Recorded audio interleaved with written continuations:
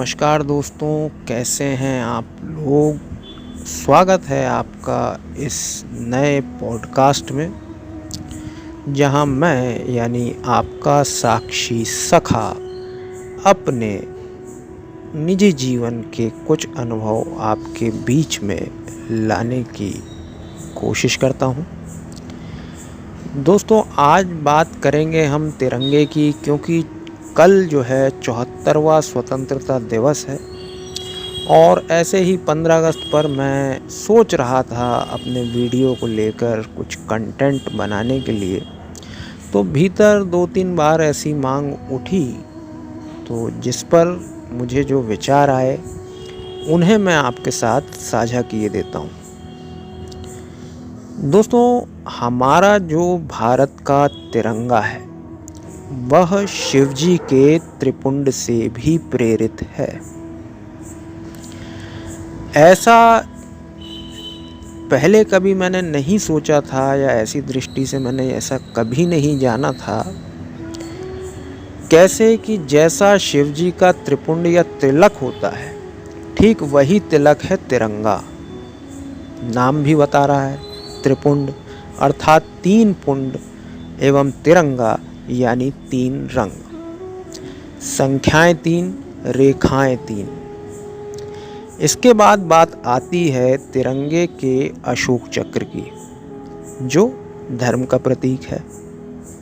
और शिवजी के त्रिपुंड में इसके स्थान पर आप तीसरे नेत्र की कल्पना कर सकते हैं, या अशोक चक्र जैसे ही सुंदर ओंकार की। शिवजी का तिलक यानी त्रिपुंड जो है वह हमें सृष्टि की 3 स्थितियां भी दर्शाता है, जो कि क्रमशः उत्पन्न, स्थिति और प्रलय है। और अगर हम बात करें तिरंगे की, तो इसमें भी वो 3 स्थितियां प्रदर्शित होती हैं। वह ऐसे कि आप इसके रंगों का ध्यान करें तो सबसे पहला रंग या स्थिति भगवा या केसरिया, जिसे मैं थोड़ी देर के लिए वर्तमान देश, काल और परिस्थिति के अनुसार हिंदू धर्म से जोड़ देता हूँ, सनातन बता देता हूँ। फिर आता है मध्य में सफ़ेद, जिसे मैं ईसाईयत या क्रिश्चियनिटी से रेखांकित कर देता हूँ। अशोक चक्र अपने आप में बौद्ध धर्म का सूचक है ही। और अंत में आता है हरा, जो कि मैं इस्लाम से जोड़ देता हूँ। भारत जैसी विविधता ना इस संसार में कहीं है, न कभी थी और ना ही कभी हो सकती है, क्योंकि केवल परमात्मा का घर या मंदिर ही एक ऐसी जगह होता है जिस पर सबका समान रूप से अधिकार है। इसीलिए संसार में भारत जैसा कोई देश आज तक बना ही नहीं, क्योंकि यह है गॉड्स ओन कंट्री। पहले भी बता चुका हूँ, संक्षेप में बता देता हूँ कि अन्य धर्मों में या अन्य देशों में जो धर्म आए, उसमें ईश्वर के जो भी दूत आए, उन्होंने स्वयं को दूत ही कहा। ईश्वर कहने की हिम्मत कोई नहीं जुटा पाया, क्योंकि ईश्वर हुआ ही नहीं जा सकता। ईश्वर तो बस ईश्वर है। लेकिन इस पर भी भारत ही एकमात्र ऐसा देश है जहां आकर एक नहीं अनेकों बार यह उद्घोष किए गए हैं कि मैं ही ईश्वर हूँ। यह बात इतनी हिम्मत से कोई नहीं कह पाया, बल्कि भारत तो और आगे है। वह तो कहता है कि मैं तो हूँ ही, पर तुम भी ईश्वर हो। पत्ता पत्ता ईश्वर है। तो यह भारत की विलक्षणता है। अब थोड़ी बात करते हैं संसार में परमात्मा के अंतिम अवतार के विषय में। तो हर बड़े धर्म में परमात्मा ने अवतार लेने की बात कही है। जब सृष्टि का अंत समय होगा, तब मैं अवतार लेकर सृष्टि को नई दिशा दूंगा। तो जैसा कि मैंने ऊपर कहा कि आज की तारीख में जहाँ केसरिया या भगवा रंग हिंदू धर्म को रिप्रेजेंट करता है, वहीं सफ़ेद रंग ईसाइयत को, तो हरा कलर इस्लाम को। इसी को अगर भगवान शिव के तिलक अर्थात त्रिपुंड से तुलना कर देखें तो परमात्मा के जो 3 मुख्य कार्य हैं कि सृष्टि का सृजन करना, उसका पालन करना और उसका विनाश, तो इन्हें हम इन 3 रंगों से जोड़कर कैसे देख सकते हैं, आपको मैं बताता हूँ। तो बात करते हैं पहले रंग यानी केसरिया की, जिसे मैंने हिंदू धर्म से जोड़ा है। हिंदू धर्म में अग्नि को तेज कहा गया है। यह भी बता दूं कि अग्नि का ही दूसरा नाम तेज है और अग्नि के प्रकाश का रंग भी आप जानते हैं। तो आगे बढ़ते हैं और हिंदू धर्म की ही एक कहानी लेते हैं कि जब सृष्टि के निर्माण का समय आया तो परम आत्मा ने ब्रह्मा जी को आदेश दिया कि वे सृष्टि का निर्माण करें। तब सृष्टि के निर्माण में खुद को असक्षम पाकर जब ब्रह्मा जी ने उनसे उपाय की प्रार्थना करी, तब परमेश्वर ने कहा कि आप तपस्या करें और तपस्या के बल से आपको वह शक्ति प्राप्त होगी जिससे आप सृष्टि का निर्माण कर पाएंगे। तो आपने कई बार सुना होगा कि तपस्या से तेज उत्पन्न होता है और तेज में काफ़ी शक्ति होती है। इसमें अभी विस्तार में तो नहीं जाऊंगा, लेकिन संक्षेप में तपस्या का अर्थ होता है तपना। हम अपने आसपास भी देखें तो कोई भी चीज़ हमें प्राप्त करनी हो, जैसे नौकरी, एग्ज़ाम में रिज़ल्ट अच्छा या कुछ भी, तो हम एग्ज़ाम का ही एक उदाहरण लेते हैं कि जो हम पढ़ाई करते हैं उस एग्ज़ाम के लिए खुद को खपाते हैं या किसी नौकरी की तैयारी के लिए जब हम खुद को खपाते हैं, तो ये हम क्या कर रहे हैं, ये हम अपने आप को तपा रहे हैं, अपने शक्तियों को, अपने सामर्थ्य को जगा रहे हैं कि हम यह फल अपने जीवन में अचीव कर सकें। तो बस यही तपस्या है। किसी भी काम को करने के लिए जो शक्ति चाहिए वही शक्ति, छोटा काम छोटी शक्ति, बड़ा काम बड़ी शक्ति। दूसरा, शक्ति ही अकेली नहीं बल्कि ज्ञान भी चाहिए कि किसी भी काम को करने का सही ढंग क्या है, यह है ज्ञान। और सनातन धर्म में ज्ञान को प्रकाश की भी संज्ञा दी गई है। तो अग्नि से तेज या शक्ति एवं ज्ञान से प्रकाश, तो अग्नि का भी और अग्नि से जो प्रकाश है उसका भी रंग केसरिया। तो इसीलिए मैंने पहली स्थिति यानी उत्पत्ति की उसे केसरिया रंग से हिंदू धर्म से जोड़ दिया और इस प्रकार सृष्टि के जन्म का प्रतीक केसरिया रंग हो गया। इसके बाद जब हम बात करते हैं सृष्टि के संचालन की, तो किसी भी कार्य का संचालन जो है बहुत ही शांति से किया जाना चाहिए। किसी प्रकार की हड़बड़ी या जल्दबाजी नहीं होना चाहिए, नहीं तो बड़ी गड़बड़ी हो जाएगी।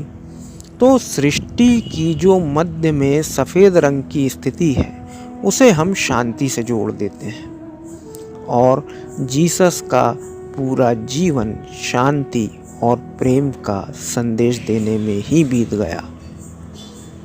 क्योंकि अगर हम बात करें संचालन की, तो कोई चीज़ कैसे चल पाएगी, इसके लिए बहुत ज़रूरी है कि जो सृष्टि के जीव हैं वो एक दूसरे के साथ शांति और प्रेम के साथ जीवन व्यतीत करें। अगर इस सृष्टि के जीवों में परस्पर शांति ही नहीं होगी तो आए दिन नए उपद्रव खड़े होंगे, जैसा कि हम आज अपने आसपास देख सकते हैं।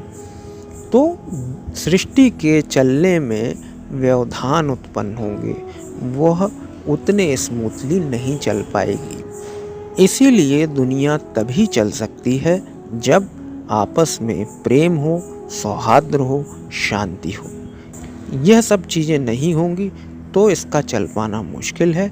और इसीलिए इस सफ़ेद रंग के साथ मध्य की स्थिति में है अशोक चक्र, यानी बुद्ध या बौद्ध का धर्म। अशोक चक्र के बारे में बात करें तो इसको धर्म का पहिया भी कहा जाता है। तो आपस में शांति से जीवन जीने के लिए धर्म का होना परम आवश्यक है। धर्म की परिभाषा में तो ज़्यादा विस्तार से नहीं जाऊंगा, लेकिन जीवन क्या है, परमात्मा क्या है, आप क्या हो, क्यों आपको जन्म मिला है, कैसा आपका व्यवहार होना चाहिए, क्योंकि जीवन तो सदा छूटने को ही है, आज नहीं तो कल छूटेगा। तो इस जीवन को बेहतर ढंग से कैसे जिया जाए और इसको पशुता में नहीं गंवाया जाए, संक्षेप में यही धर्म है। क्योंकि अशोक चक्र को हम समय के चक्र के रूप में भी देख सकते हैं, जिसमें जो 24 तीलियां हैं वह दिन के ही 24 घंटों को प्रदर्शित करती हैं, जो हमेशा हमें स्मरण कराता है कि यह संसार या आपका जीवन विनाशशील है, स्थायी नहीं है। इसका सदुपयोग कर लें। शांति और धर्म, यह हुआ सृष्टि के संचालन या मध्य की स्थिति। अब बात करते हैं तिरंगे के तीसरे और अंतिम रंग और सृष्टि के तीसरे और अंतिम क्रम यानी विनाश की। तो यहाँ हरा रंग नज़र आता है, जिसे मैंने इस्लाम से जोड़ा है। इसे इस पॉडकास्ट का बेहद विवादास्पद पहलू माना जा सकता है, लेकिन इस्लाम को विनाश से जोड़ना मेरा उद्देश्य नहीं, बल्कि मेरा तो प्रयास आपका ध्यान आगे की स्थिति बताने में है। तो इस्लाम धर्म के स्थापना की जब हम कल्पना करते हैं तो क्या स्थितियां रही होंगी, इसका कुछ अंदाज़ा हमें इतिहास में मिलता है। एक लाइन उठाकर लाता हूँ कि दुनिया की जिस बंजर भूमि पर कोई नियम कायदा लागू नहीं होता था, उस भूमि क्षेत्र में एक साधारण व्यक्ति को अल्लाह ने यानी परमेश्वर ने ज्ञान देकर ये कहा कि इन सब लोगों को तुम एक नियम या धर्म में बांधो, क्योंकि ये बिल्कुल पशुता का जीवन जी रहे हैं। और इस तरह इस्लाम की स्थापना हुई। तो मेरा भी यही मानना है और शास्त्र भी इस बात की गवाही देते हैं कि जब सृष्टि में इसी प्रकार की पशुता फिर से हावी हो जाएगी, तब परमेश्वर का अवतार होगा और उसका नाम चाहे जो भी हो, पर वह अधर्म का विनाश कर धर्म की स्थापना करेगा। तो हरा रंग यहाँ प्रकृति का द्योतक है और मैंने जहाँ केसरिया रंग को ज्ञान से जोड़ा है, वहीं इस हरे रंग को मैं प्रकृति से जोड़ता हूँ। परमेश्वर का कोई धर्म नहीं होता और आगे बढ़ने से पहले किसी फिल्म में अमिताभ बच्चन का डायलॉग इस बात पर बिल्कुल फिट बैठता है कि हम जहाँ खड़े होते हैं, लाइन वहीं से शुरू होती है। इसी तरह परमात्मा का कोई धर्म नहीं, वह जो कह दे वही धर्म, वह जो कर दे वही धर्म है। तो परमात्मा का यह अवतार जब आएगा तो उस समय केवल इसकी प्रकृति ही प्रधान होगी। मोहम्मद ने उस वक्त जो किया बिल्कुल वही होगा, वह है हिंसा, क्योंकि बिना चेतना के मनुष्य पशु ही हैं, क्योंकि जानवर भी वो सब कर लेता है जो हम करते हैं। फिर क्या चीज़ है जो हमें उनसे अलग बनाती है? वह है चेतना। या ये कह लें कि मनुष्य भी तो पशु ही है, दूसरों से थोड़ा उत्कृष्ट हो गया बस। किस वजह से? केवल चेतना। तो जिसकी चेतना ही लुप्त हो गई हो, जिसे अपने अच्छे बुरे का ज्ञान ही ना हो, तब क्या होगा? कोई बच्चा भी हो, अति का आचरण करने पर उसका पिता भी उसे मारपीट कर ही समझाता है और हम सब भी तो परमात्मा की संतानें ही हैं। ये जो लोग आगे होने वाले हैं उस समय में, वह आज भी तो हैं। आज भी हम सुधर सकते हैं, क्योंकि जो आगे होंगे वो हमारी ही तो आने वाली पीढ़ियां हैं। और आज हमारे पास मौका है, हम खुद को बचा सकते हैं। आज धर्म है, समय है, अच्छे बुरे का ज्ञान है, चेतना इतनी लुप्त नहीं हुई है। तो ये वही लोग हैं जिनके पास पर्याप्त समय था, पर इन्होंने अपनी पशुता नहीं छोड़ी। इन्हें ज्ञान था, लेकिन इन्होंने ज्ञान को जरूरी नहीं समझा। तो अब इन्हें जब उसकी ज़रूरत ही नहीं रही तो क्या बचता है। दूसरी चीज़, शास्त्रों में लिखी है कि भाषा भी खो जाएगी, लगभग आदि मानवों की स्थिति होगी। आदमी आदमी को खा रहा होगा, कोई रिश्ते नाते रह नहीं जाएंगे, कोई धर्म रह नहीं जाएगा। वही पुराने कबीले जिनका थोड़ा बहुत दर्शन हमें कुरान में मिलता है। तो जिनको बात समझ में ही नहीं आती, जिन्हें भाषा का ज्ञान ही नहीं हो, उनसे आप कैसे बात करेंगे। जिनको धर्म समझ में ही नहीं आता, उन्हें कैसे धर्म समझाएंगे। ऐसे में ज्ञान की ज़रूरत नहीं होगी, बल्कि केवल प्रकृति की। आपने देखा भी होगा, जब किसी चीज़ का निर्माण करना होता है तब सबसे अधिक ज्ञान चाहिए। जब उसको चलाना होता है, संचालन करना होता है, तब भी व्यावहारिक ज्ञान आवश्यक है। ज्ञान की ज़रूरत तब भी है, लेकिन जब किसी चीज़ को मिटाना होता है तब ज्ञान की उतनी आवश्यकता नहीं रह जाती। केवल शक्ति या प्रकृति ही वह काम कर देती है। तो वो तो बस आएगा और प्रकृति का आश्रय लेकर बेहतरीन तरीके से हिंसा होगी और सृष्टि का अंत होगा। और गहन अंधकार में डूबी हुई इस सृष्टि में सूर्य उदय के रूप में नए युग की शुरुआत होगी।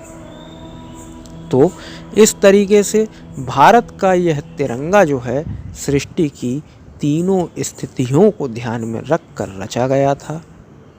शायद बनाने वाले ने भी नहीं सोचा होगा, लेकिन जिसने सोचा उसने घर पर आकर मुझे विशेष रूप से समझाया कि देख लो भाई, ऐसी ऐसी बात है। तो दोस्तों, आप भी समझ गए होंगे कि भगवान शिव जो साक्षात संहार के देवता हैं, कैसे उनका तिलक अर्थात त्रिपुंड हमारे भारत के तिरंगे झंडे में परिलक्षित होता है। फिलहाल के लिए इतना ही। तो दोस्तों, यह वीडियो आपको कैसा लगा? अगर आपको इसमें कोई भी बात अच्छी लगी हो तो प्लीज़ इसे लाइक कीजिए। अगर आपको इस विषय में कोई संदेह है या आपको कोई बात पसंद आई है या बुरी लगी है तो वो कमेंट करिए। और अगर आप इसे जानकारी के रूप में अपने इष्ट मित्रों के साथ शेयर करना चाहते हैं तो प्लीज़ इसे शेयर कीजिए। तो मिलते हैं अगले वीडियो में। फ़िलहाल के लिए इतना ही। जाते जाते स्वतंत्रता दिवस की प्रेम भरी शुभकामनाएं। जय हिंद, जय भारत।